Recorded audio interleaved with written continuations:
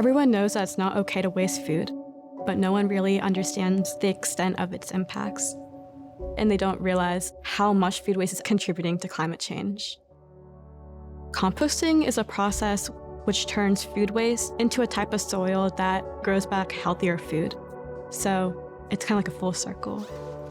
I knew that a lot of people were wasting food, but then I realized the environmental impact of it. That's when it really clicked, and I knew that I had to do something about it. Rise and Shine Foundation is a youth-led nonprofit organization, and we aim to reduce food waste in our community through composting and food recovery. We're the future, and I think by inspiring the youth, we're able to help them become the change makers that they want to be. In 2018, when we were in 7th grade, my friends and I opened a composting program at a local elementary school.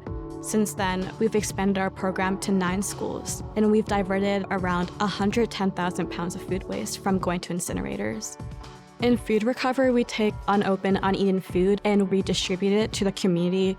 So we've donated around 200,000 meals to homeless shelters and food pantries.